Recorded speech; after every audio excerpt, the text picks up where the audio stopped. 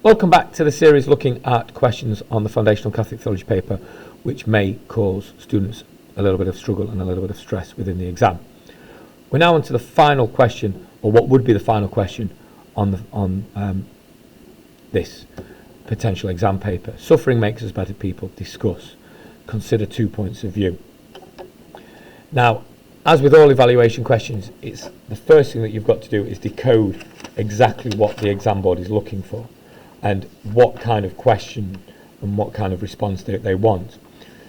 Because we're talking about suffering, this again could cause slight confusion, because you might want to start talking immediately about evil and start talking about what Augustine says and what Mackey and Hume say.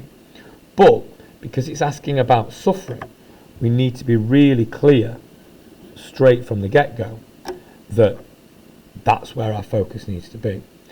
Now, as in the previous videos, I'm not necessarily going to write out a model answer, but instead I'm going to kind of take you through how I would go about answering it. So, suffering makes us better people. We're going to want to talk about the fact that Catholics are going to agree.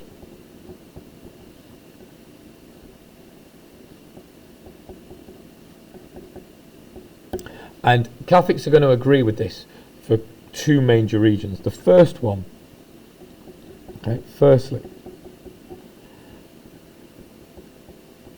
because they can share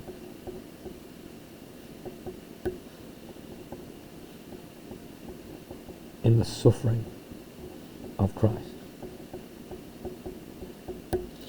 So here you have that ability to talk about how Christ's suffering becomes a key component to Christians' understanding that suffering makes us better. Because through Christ's suffering, that leads to our salvation. Through Christ's suffering, we repair that relationship with God and we can enter heaven. But also, for us, it allows our suffering to have some meaning and significance. So there is meaning to why we suffer. Because it draws us closer to Christ, and naturally that's going to make us a better person. Now, within this, if you are going to go down the line of wanting a really secure piece of a source of wisdom, you're going to want to talk about the idea of the suffering servant that is found in the prophet Isaiah, chapter 53, which I'm sure you'll have looked at in class. So, yes, suffering makes you a better person, because what you've got there is it brings you closer to Christ. You've also got within the understanding of that different kind of directions that you could go. So, for example, you have got, furthermore, Saint Pope John Paul II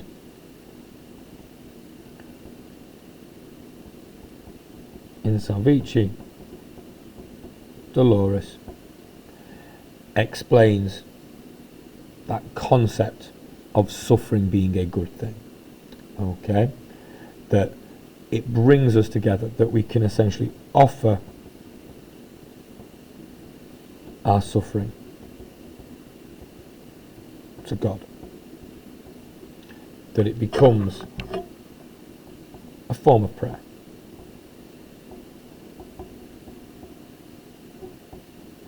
In which we grow and develop and have a greater understanding of God's love, because we see God's love within both the good times and the bad times. And again, as to use the words of the quote, Pope John Paul II reminds us that why we suffer, and that suffering does remain a mystery, but that we have to trust God and place that suffering in to God's hands. Now, your argument against this is going to be fairly straightforward again. Now, although, as I've said in previous videos, for the question you don't require an atheist viewpoint, a non-religious viewpoint would be a very strong and a very straightforward point to put in here to evaluate. So you could do, however, humanists disagree.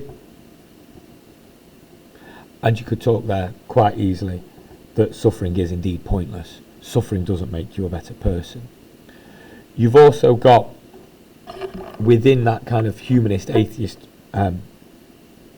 environment, you can talk about Mackey, and you can talk about Hume, either together or separately, and use the problem of evil. That actually suffering doesn't make us better people, suffering only causes suffering, and that ultimately suffering and the presence of evil in the world diminish the likelihood of God's existence, to the point of which where if we suffer, it's highly unlikely that God is real. Therefore, it's not going to make you a better person, and it absolutely nullifies all of this.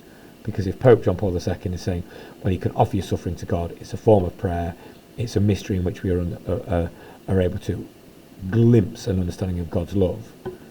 Well, if God's not real, then all of that is meaningless.